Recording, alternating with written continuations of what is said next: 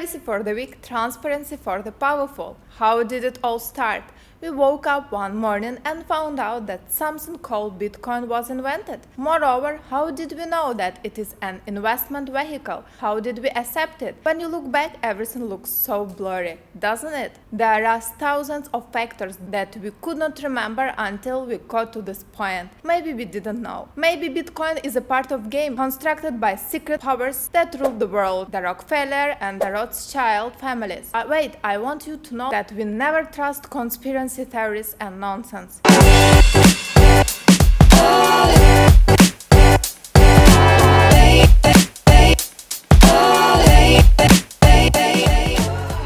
Welcome to Kripto Ofis channel, I'm Iryna. In this video, which we call the beginning of everything, I will try to explain to you how we got here, after which events the crypto adventure sparked, and which actors and groups contributed to the development of this technology. First, let's mention that the word crypto comes from cryptography. Cryptography, on the other hand, is all of the methods used to transform the information contained in readable data into a form that cannot be understood by undesirable parties. Cryptology is the name given to this branch of science. When it comes to crypto, the Enigma machine used by the German Woods in the World War II and Alan Turing, who deciphered the passwords created by machine, comes to mind. Neither Alan Turing nor anyone else could have predicted that we will come to these days only as utopia. Of course, these developments are not the work of just one person, just like the title attributed to Satoshi Nakamoto. In a moment, we will get to know these names. The idea of using crypto science as a currency is based on the development of the first e-signature model, where to-from headings are opened to the first time thanks to electronic signature. When with Diffie announced that he had discovered the Diffie-Hellman-Merkle key exchange model in 1978. Most people did not understand what he had actually found. A digital signature is a type of signature that cannot be imitated by anyone, unlike signature types written only on bank checks, divorce papers, and soccer balls. Just like the simplicity of changing "I am not responsible for my spouse's steps" to "I take full responsibility to my spouse's steps." Digital signature offer another advantage. Since a digital signed message is impossible to produce by anyone other than the person who holds the key that encrypts it, the signer cannot at all deny his role in creating this document. This example is exactly the electronic equivalent to the notary stamp. Thus, for the first time, it became possible to carry out all kinds of official transactions, contracts, receipts, and others over computer network without the need for a person's physical presence. In short,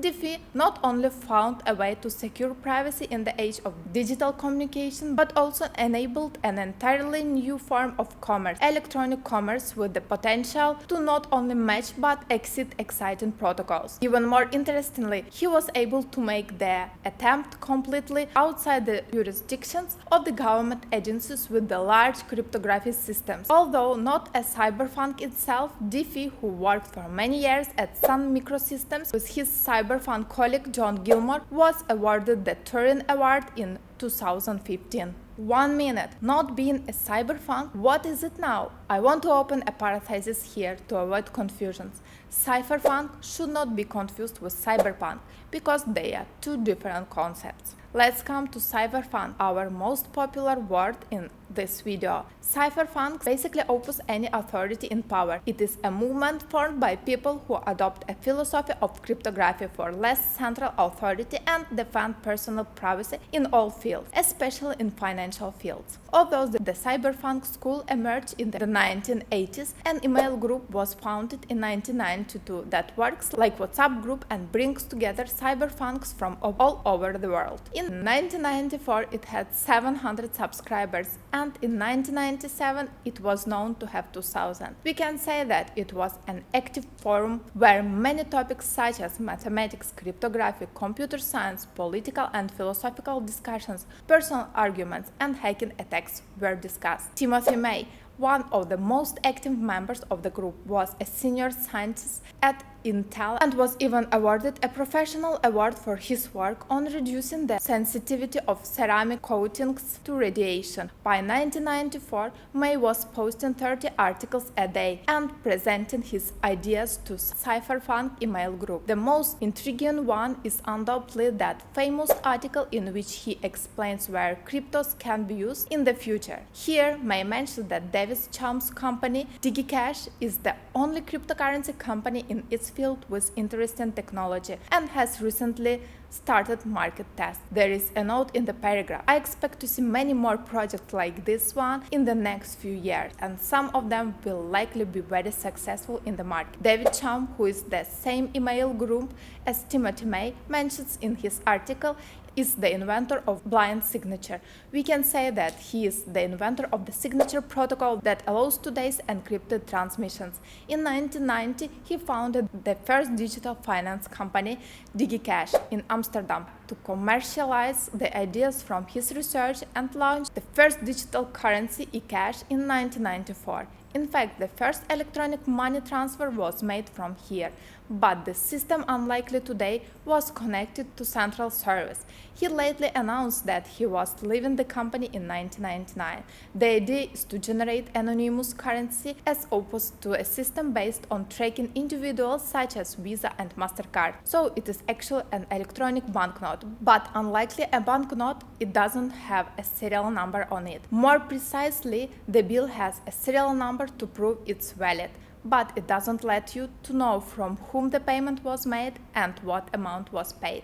In fact, Timothy May announced that he started working on this issue through the DigiCash company he founded in 1975 and received his patent in July 1988. This patent, which made a great impression at that time, was widely talked about as the new currency of the world and was also featured on the cover of the Economics magazine. In the past years, our medias, which know nothing about many things, confused Rockefeller, the Rothschilds family, etc., to create a sensation on this cover of 40 years ago and remove all the irrelevant people on the right and left and make them talk publicly. It's always like that anyway. John Gilmore, one of the early cyberpunks and early employee of Sun Microsystems, led the emerge of the DHCP protocol, which is the primary way local networks assign an IP address to devices. In other words, we can say that the scientist who brought about the concept of the Internet of Things. He is also one of the founders of the Electronic Frontier Foundation,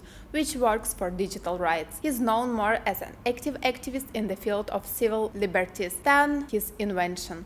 Gilmore, who gave more optimistic notes than the other cyberpunks, said in his statement regarding the global spread of the Internet in the early 1990s, the Internet perceives censorship as a mistake and automatically disables it. With this optimistic comment, he received negative comments from other cyberpunks members. With the introduction of Web 3.0 into daily life, it seems to be a self-fulfilling prophecy. Adam Back is known as the person who invented Hashcash in 1997. Today, a similar method is used in Bitcoin. What he recommends is simply to use cryptography to block spam mails. This is about verifying whether the message sender has made an investment, such as describing the message between the recipients of the message. And Hal Finney, known as the first Bitcoin buyer, he is one of the most famous cyberpunk members. He is the person who invented proof-of-work transfer system based on proof-of-work in 2004. In 2009, we saw that this system was implemented on Bitcoin,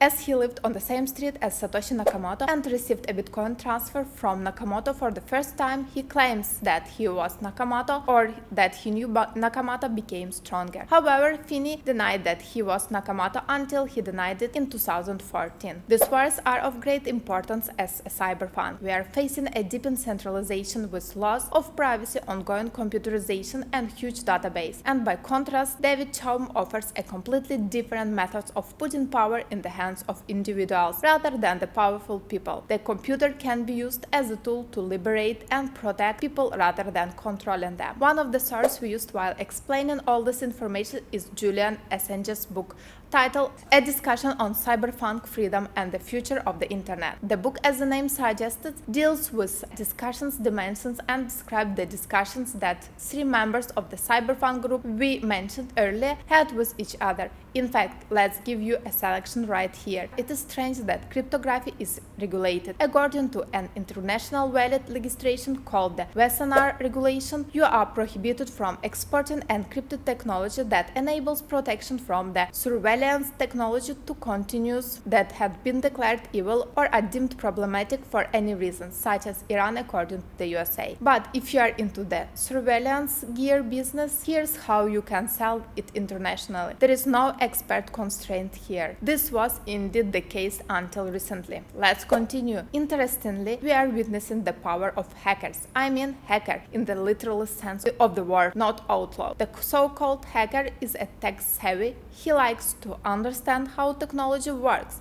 explores how technology can be used better instead of being a prisoner of it. Probably when you were 5 or 6 years old, you looked to a screwdriver and tried to open electrical appliance and see what it looked like inside. That's what being a hacker is. We can say that the internet was actually developed by hackers in a sense. It was a fun job for them. They developed the internet and made it available to everyone. Companies such as Google and Facebook later realized the market possibilities of capturing users' personal data. But we will see that hackers have some kind of power in their hands. One of the main areas I'm interested in these days is hackers gaining power in many areas, including the politician area. In the USA, legislation such as SOP, Stop Online Piracy Act, and PIPA, the Protect IP Act, emerged. The essence of copyright laws adopting this type of hawkish style is that Hollywood obtains the authority to restrict internet access and censor the internet by ordering any internet company. Surprising information, right? So while this was the case, did governments or giant corporations even oppose or to try to stop the cyberpunk members? Phil Zimmerman invented PGP encryption in 1991, which can be used for all mailings. In response, the US Customs Service launched an international arms smuggling investigation against Zimmerman because encryption technologies were considered a weapon in the USA at that time. The investigation lasted 3 years, and the charge was dropped after the MIT press office released of the source code for the PGP. There are hundreds of resources on the internet where you can see examples like this. In fact, we leave the resources we use below to get you to know Cypherpunk better. Although the Cypherpunk group has turned into a more individual movement and decentralized corporations today. The problem-solving ability of the human being together in the evolutionary process and his fondness for freedom are more than enough to break down all barriers that may be thrown in the future. Privacy for the weak, transparency for the powerful. This is how it all started.